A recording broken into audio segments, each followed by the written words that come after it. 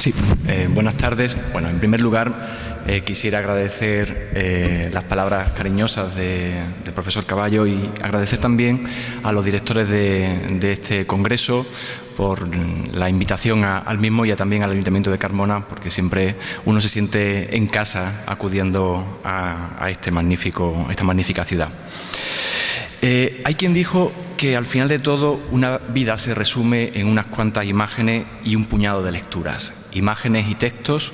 imágenes como las que nos ha presentado el profesor Gámez en esas ventanas abiertas a la memoria, y yo lo que les propongo esta tarde es un paseo por un conjunto de fantasmagorías, que diría Walter Benjamin, es decir, un conjunto de muchas veces imágenes que nos escrutan, que nos miran, como la que tienen en la pantalla de Ramón Pinzón, un fotógrafo que tuvo un estudio, un taller fotográfico en Carmona, en la calle San Felipe, precisamente. Y realmente la mayor parte de nuestra cultura visual son precisamente fotografías convertidas en fragmentos congelados de recuerdos vividos, de impresiones recibidas. Al final, un tiempo detenido, una fotografía de experiencias personales que enriquecerían, como diría también Baudelaire, el archivo de nuestra memoria. Y es que, desde luego, la fotografía, nosotros englobamos hoy fotografía, pero podríamos definirla como un conjunto largo de procesos y de técnicas para la producción de imágenes que parten de la cámara fotográfica, pero que durante todo el siglo XIX han ido cambiando en función de las distintas técnicas fotográficas. Y no podemos olvidar que vamos a estudiar iconos, pero cualquiera que se acerque a la fotografía no es solamente un icono, sino que es sobre todo un soporte que nos da una información muy rica. Imágenes que veremos de Pinzón son tan importantes la imagen como los datos que aparecen en el embés de la fotografía, o incluso las anotaciones personales también que hay en muchas de ellas. Por tanto, yo me gustaría empezar esta charla donde lo dejó precisamente el profesor Gámez, en esa parada del viaje en el Camino Real entre Córdoba y Sevilla, esa parada obligada para muchos de los viajeros que recorrían a partir de la Guerra de Independencia Andalucía, ese paraíso al sur de Europa, un paraíso a veces escrutado por diligencias que había que recorrer y donde muchos hacían esa parada en Carmona, una parada que se convertía en un objeto de estudio y admiración, como el profesor Gámez nos ha demostrado. Y que además es en ese sueño de esa España, como ven esos viajeros italianos que brindan por ese viaje a España, nos vamos a encontrar realmente una cultura visual, una cultura de imágenes que, a partir de todos los procesos de desarrollo de las editoriales entre Londres y París, van a crear y van a enriquecer una cultura de imágenes que se van a ser consumidas en toda Europa. Muchos de esos viajeros que van a estar recorriendo Andalucía van a ser los responsables de crear todos unos arquetipos, todas unas imágenes realmente muy singulares de esos forasteros que, a partir de la década de los 30, en muchos de los libros que se publican en la editorial, por ejemplo, de Thomas Roscoe, El turista en España y Marruecos, por ejemplo, y que van a dar lugar a muchas imágenes que evidentemente van a enriquecer y van a completar con ese rasgo de verosimilitud, pues información veraz y sobre todo imágenes que acompañen a las palabras de esos libros de viajes que van a estar recorriendo, en este caso, Andalucía. Decía que lo dejaba precisamente donde el profesor Gámez hablaba, porque a partir del descubrimiento de los primeros procesos fotográficos del daguerrotipo, estamos hablando del año 38, en el 39 se presenta en la Academia de Ciencia por François Arago, se presenta el invento del daguerrotipo y compra el Estado francés la licencia, la patente, diríamos, para abrirla a todo el mundo, y va a empezar una historia muy singular, porque habrá un editor parisino. Las editoriales son fundamentales porque son las que van a difundir todo este tipo de imágenes. Un editor parisino, Nicolas Maria Peymal-Lerebus, que va a iniciar un proyecto precisamente muy novedoso que va a consistir en publicar una colección de vistas de ciudades de los monumentos más importantes del mundo, utilizando por primera vez como fuente de las ilustraciones imágenes, y se cita textualmente, reales. ¿Es que las litografías no eran reales? Muchas de ellas, evidentemente sí, pero el daguerrotipo permitía, si me lo permiten, aumentar ese argumento de veracidad, que constituía realmente la principal novedad del proyecto. Les muestro, por ejemplo, las excursiones daguerrianas que se hacen en Montjomar hacia 1842, de la vista de Granada. Precisamente en este álbum solamente hay 2 vistas de Sevilla, precisamente del Alcázar y de la Catedral, pero van a ser singulares porque a partir de ese momento nos vamos a encontrar las vistas de los monumentos y sobre todo a los personajes que pululan por esos mismos recorridos. Unas imágenes que, por eso le hablaba de fantasmagoría al principio de la intervención, que van a van a sustituir, mejor dicho, a esos personajes que también estaban en la litografía, en este caso apoyados, porque el tiempo de exposición es muy largo, estamos hablando de 30, 40 segundos, 1 minuto aproximadamente, dependiendo de la estación del año y de la luz que hubiese en ese momento, pero evidentemente nos están mostrando que ese elemento de veracidad era también muy endeble, era un elemento finito y que estaba condenado también a veces a desaparecer por el propio proceso, por las reacciones químicas de las propias daguerrotipos. De hecho, la mayor parte de esos daguerrotipos no se conocen las litografías sacadas a partir de esos daguerrotipos. Es decir, que realmente ese tiempo y mirada a veces está unido en una ausencia. Retomo unos versos de Miguel Hernández en su Cancionero y Romancero de ausencia, donde habla realmente de que algún día se pondrá el tiempo amarillo sobre mi fotografía, es decir, la propia fotografía que va envejeciendo y que nos va a dar lugar realmente a cambios importantes. Yo creo que Carmona en el ámbito de la fotografía es privilegiada, sobre todo de la fotografía que atestigua ese deseo de veracidad, ese argumento de rigurosidad que va a comenzar prácticamente a partir de mediados del siglo XIX, aplicado al comienzo de la historia del arte también como disciplina científica. Hemos hablado del daguerrotipo, pero en las Islas Británicas Talbot está inventando un nuevo sistema que es el calotipo, un soporte sobre papel, y se va a aplicar ese invento precisamente William Stirling Maxwell, uno de los primeros británicos que escribe sobre arte andaluz, publica Anales de Artistas Españoles, viaja por España, está en Sevilla y va a preparar ese libro con imágenes por primera vez con fotografía y con fotografías de Talbot que van a fotografiar en este caso una de las principales obras de arte, de las pinturas que van a sustituir en este caso a esas litografías que hasta el momento eran las que podían ser introducidas en los libros. Estamos hablando en torno a 1880-1897 en el que se van a difundir láminas fotográficas impresas por impresión mecánica y con una calidad muy alta sobre papel fotográfico. De esas imágenes tenemos una amplísima colección, o se conserva una amplísima colección en Carmona, vinculada con un personaje fundamental que es Bonsor. El archivo de Bonsor es un archivo riquísimo, un archivo que se conserva en el Archivo General de Andalucía, un depósito del Ayuntamiento de Mairena, y conserva no solamente las vistas, sino muchísima información de esas fotografías. Les traigo algunas, esta imagen del Alcázar de la Puerta de Sevilla todavía con el arco de Felipe II, una imagen en torno a 1885, en un positivo sobre papel. Fíjense que no es una imagen muy nítida, ha virado incluso la fotografía, pero sí que nos da una imagen, en este caso muy quemada, en las primeras partes, en el primer plano, pero una imagen realmente donde el argumento de veracidad es un elemento fundamental. Otro positivo en papel de hacia 1889, porque el propio Bonsor va a estar muy preocupado precisamente a finales del siglo XIX, cuando va a instalarse en esa Carmona que el padre le recomienda que esté, que vaya a visitarla.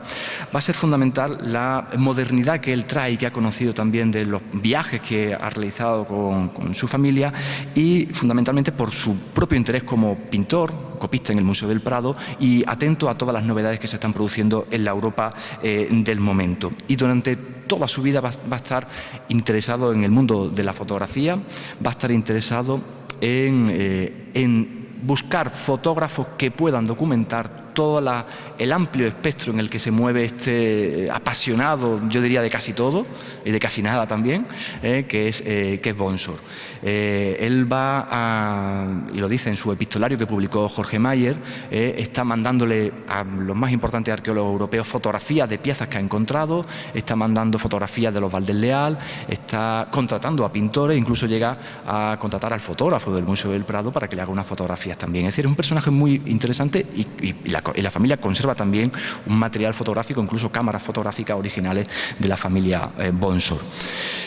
Esta imagen yo creo que es una imagen deliciosa porque tiene mucho que ver con las litografías que Antonio nos ha mostrado hace unos minutos, ¿no? Esa vista panorámica de Carmona de 1890, estamos hablando de una albúmina que vira hacia el amarillo, una albúmina que todas esas imágenes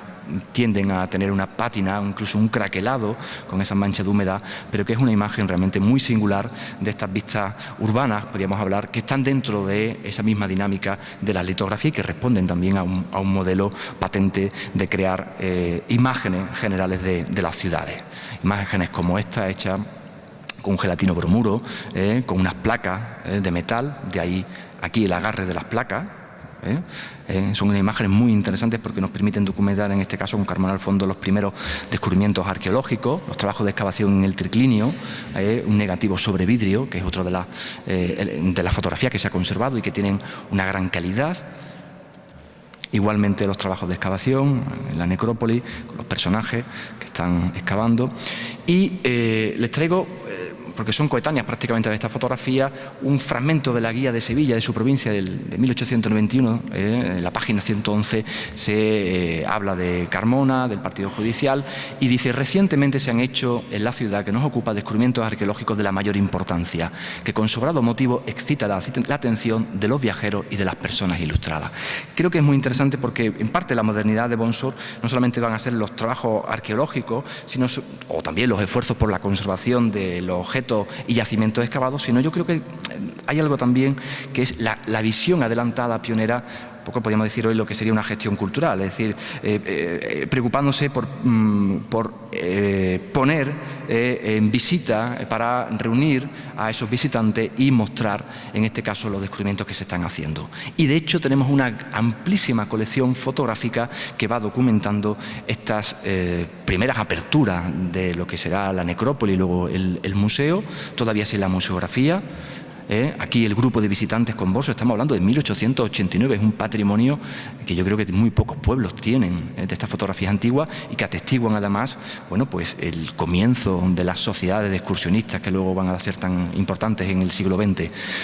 Jorge Bonsor y aquí Ramón Pinzón, que es el fotógrafo, uno de los fotógrafos vinculados precisamente con el propio Bonsor, que va a documentar, como luego veremos, muchas de las obras. Esta imagen, por eso les ponía al principio la imagen, el icono, pero también el soporte. La imagen está muy quemada, es una albúmina, se ve con ese tono amarillento que se está ya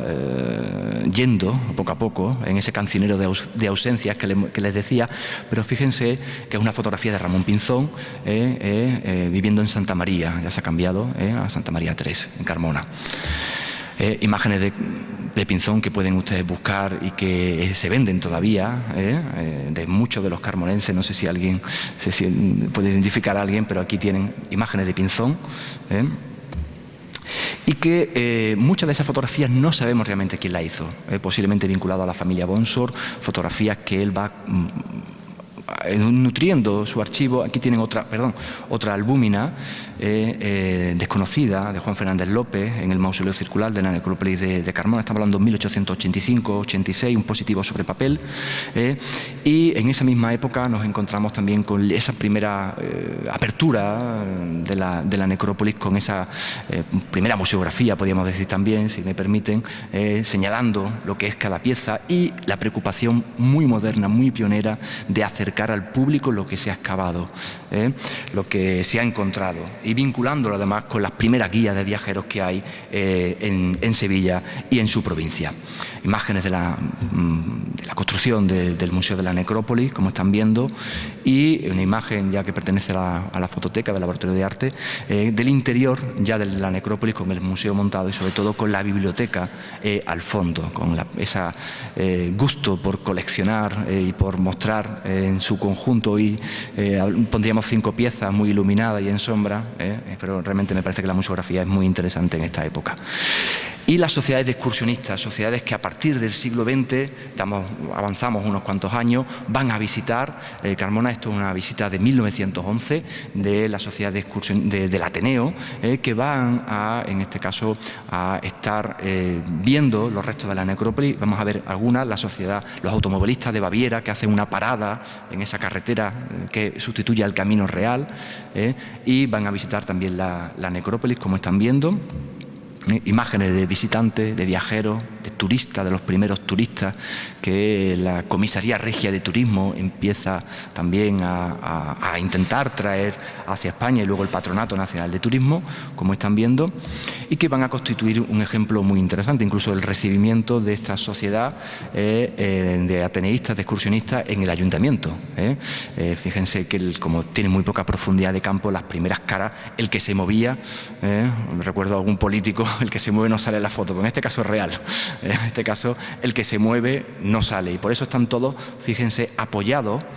con las manos, porque realmente 30 segundos, 20 segundos es difícil. La cabeza es como la arboladura de un navío que se mueve y en cuanto se mueve un poco aparece ya desenfocado. Imágenes que podemos cotejar entre el archivo Bonsor y la colección de la fototeca. Esta es una imagen del archivo Bonsor, pero que refleja una visita de los primeros alumnos de la universidad, precisamente de los alumnos de Francisco Murillo Herrera, a quien ven aquí. Luego pondremos un detalle a quien ven aquí. Azaña de la Rúa también está por ahí un poquito más arriba, íntimo amigo de Bonsor también, el catedrático de la Universidad de Sevilla. Y si sacamos un detalle, podremos ver este mismo grupo en el Teatro Romano de Mérida. Fíjense este personaje, no sé si aprobó la asignatura o no, pero me parece fantástico porque siempre hace alguna tontería en las fotografías, ¿no? Posando aquí, lo ven aquí, Murillo Herrera, aquí Azaña de la Rúa y el resto de alumnos de esa cátedra, incluso profesores también, muchos de ellos, ¿no?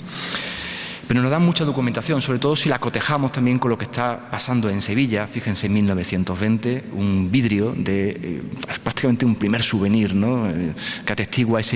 lo efímero de un instante, lo efímero del viaje, ¿no? Que mediante un recuerdo fotográfico se puede hacer aquí en el Patio de Bandera. Y coetáneamente los primeros anuncios en muchas de las revistas,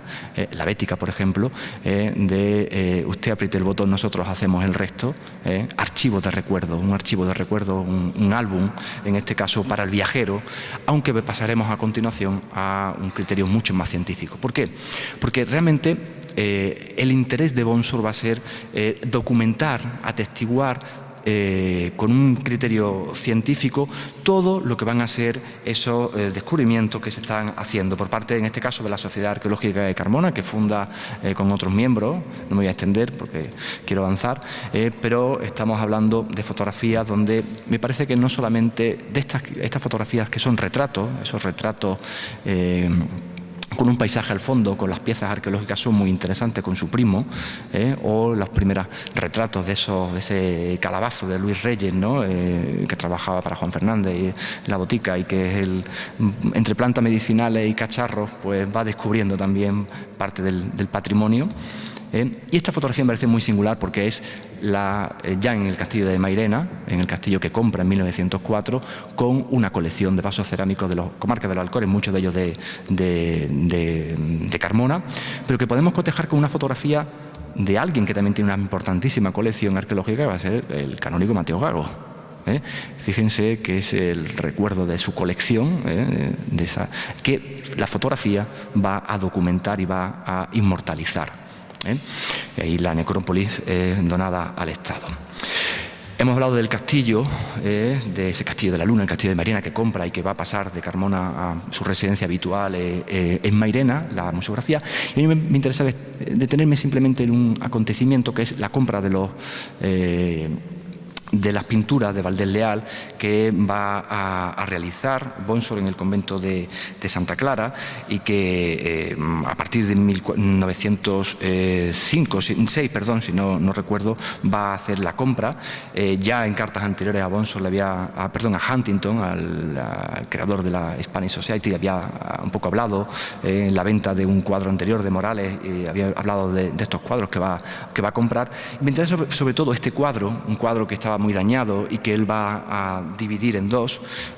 Aquí tienen un cuadro que se conserva en la sala capitular del Ayuntamiento de Sevilla, un cuadro que formaba parte del presbiterio y tenía un formato ojival que va a separar y que él va a bautizar con dos nombres. Incluso alguna publicación aparece como dos cuadros independientes, forma parte del mismo cuadro, pero fíjense que aquí ha perdido uno de los dos sarracenos que huían, aquí un conjunto de ángeles en la parte alta. Parecen dos cuadros independientes, pero forman parte del mismo cuadro, al que Bonsor en la restauración, fíjense aquí el luneto, le añade ese formato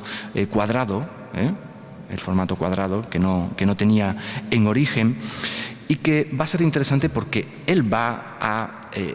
incluirse esta pintura en la monografía que va a hacer Gestoso de Valdés Leal en un momento, en 1904, donde el propio Museo de Bellas Artes de Sevilla está reivindicando la figura de Valdés Leal y le ha abierto una sala en la planta alta.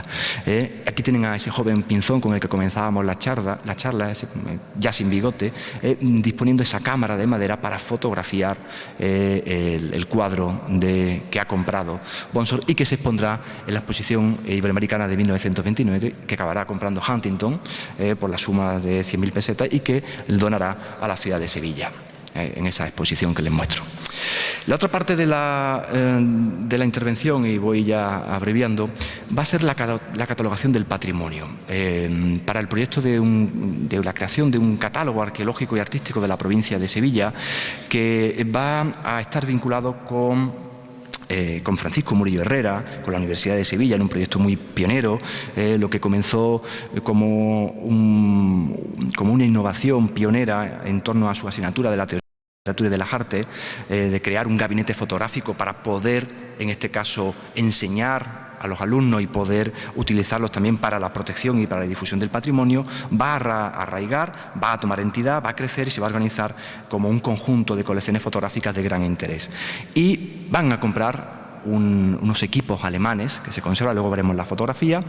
y junto con una selección del instrumental y unos fotógrafos, fundamentalmente los hermanos González Nandín, van a viajar por toda la provincia de Sevilla en estos coches, en un Ford de la época, aquí con todo el instrumental, profesores, fotógrafos, para catalogar el patrimonio artístico. Aquí tienen a los hermanos Nandín, a uno de ellos, Juan Antonio, que van a estar fotografiando el tesoro de la catedral, pueden estar en Marchena, y les ven con unos trípodes, con unas cámaras pesadas de madera, con unos negativos de cristal con los que tienen que viajar para poder documentar, en este caso, algo que comenzaba a perderse, que va a ser el patrimonio del momento, incluso llegando a encaramarse a esa escalera en Écija para poder fotografiar una de las torres. Me acordaba mucho a la posición que tomaban los litógrafos para poder encaramarse y fotografiar. Cámaras fotográficas que todavía se conservan, una cámara alemana de fuelle, estamos hablando de un material pesado de madera, pesa en torno a 25 kilos, con unos objetivos, unos teleobjetivos, ahí ven Teletube, de la marca Zeiss alemana, cámaras más pequeñas con las que permitían, y verán en la exposición algunas de esas imágenes pequeñitas, tomar otro formato mucho más cómodo. Y estamos hablando prácticamente de la alquimia de la fotografía. Estos fotógrafos no solamente toman las imágenes, llevan 20, 10, 5 vidrios de 13 por 18, de 20 por 24,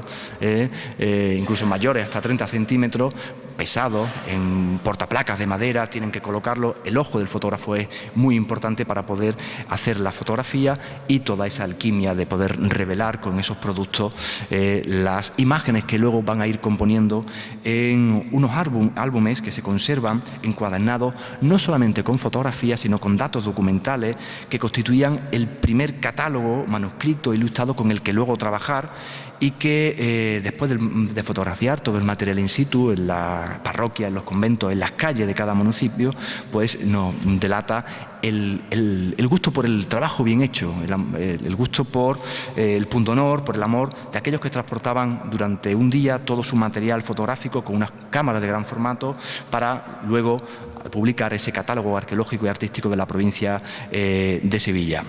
Las imágenes que aparecen en muchos de esos catálogos van a reflejar la representación verídica de la ciudad o del monumento. No son cámaras panorámicas, son cámaras, y supongo que muchos de ustedes lo han hecho, para tomar una vista de 180 grados, partimos en un árbol y a partir del árbol seguimos continuando. Hoy cualquier móvil nos permite hacer una vista panorámica, sobre todo para los más jóvenes, pero en este caso partimos por la mitad y tenemos, fíjense, la secuencia casi perfecta, sin poder ver en un visor como hacemos hoy en día en la pantalla, sino a ojo, el ojo del fotógrafo, para poder tomar esa línea oblicua del paisaje de Carmona. Espacio representativo, capaz de identificar edificios en todo su esplendor, pero también van a documentar estos fotógrafos inmuebles, haciendo las mismas técnicas, subiendo en un punto alto para poder fotografiar el paisaje, para mostrar el deterioro, el abandono, la ruina, a veces donde nos permite casi una construcción imaginaria del Alcázar, buscando incluso a veces introducir el ambiente humano, o algunos puntos destacados para mostrar, bueno, pues esos paisajes que estamos viendo, el paisaje humano para medir la distancia. Le muestro la Giraldilla de San Pedro, y que nos sorprende realmente en la actualidad por la búsqueda de esa sensación tridimensional característica de la fotografía estereoscópica, en calles que se intentan alejar en el horizonte, en vista a ojo de pájaro, desde el campanario de una iglesia, desde otros lugares del Alcázar, para reflejar en este caso, o para representar todo un amplio y exhaustivo catálogo en este caso, de Carmona, como están apreciando. Con el tiempo, cada fotografía se hacía con una ficha técnica que permitía identificar no solamente el formato, sino también el objeto, la fecha, el fotógrafo, y por lo tanto tenemos una información muy veraz para, en este caso, hacer luego el paso siguiente, que sería la catalogación de muchas de las piezas de arte que están realizando y que destilan fundamentalmente una apreciación y un gusto por, a veces incluso por la visión de lo desconocido, es decir, no se resisten, aunque están fotografiando otra cosa, a tomar en este caso algunas vistas urbanas del mercado, pero del mercado incluso con su gente. Esto es una vista de los hermanos Nandín, esto es una fotografía desconocida de un positivo en papel anterior a la albúmina. Imágenes del mercado, imágenes algunas muy vaídas, muy quemadas, pero sumamente interesantes porque nos están mostrando también documentación que nos sirve para catalogar y sobre todo para proteger el rico acervo patrimonial de Carmona. Imágenes como las que están viendo con la cúpula del Salvador, de esa plaza del ayuntamiento, imágenes del Alcázar, mostrando pues ese deterioro, o imágenes también de muchas de las cosas a veces desaparecidas, o por lo menos de las mutilaciones que se van a producir, y tienen el convento de la Concepción un detalle del año 36, o también del convento de San José, el interior hacia los pies, que van a preocuparse también por documentar los derrumbes, los elementos ya que se están perdiendo del patrimonio. La Puerta de Carmona, hacia 1890, en otro positivo sobre papel. La iglesia de San Mateo, con las cubiertas perdidas, hacia 1940. El grupo de personas en la Puerta de Sevilla. Es decir, están no solamente documentando el patrimonio, sino también, y ya voy terminando en unos minutos, para no alargarme, están documentando las cosas más frágiles, las más vivas, las inmateriales, las más fieles, aquellas que quedan atrapadas en un conjunto de imágenes, de fotografías que se han atesorado con esmero. En el fondo, yo creo que una colección de instantes que esperan sobre todo salir a veces del anonimato, a veces de las ruinas de todo, y sobre todo volver al recuerdo del presente. Decía Carlos Saura que lo verdaderamente terrible de la fotografía consistía en que es el único arte que permite atrapar, que permite congelar la memoria, el tiempo, el instante de lo que fuimos, y de lo que no seremos, y que eso era una tragedia. Yo creo que en este caso, en vez de una tragedia, podemos transmutar, podemos trastocar, y es realmente una suerte porque nos permite esas ventanas, retomo las palabras del profesor Gámez, ventanas a la memoria de un pasado que nos permite documentar, en este caso que nos permiten escrutar desde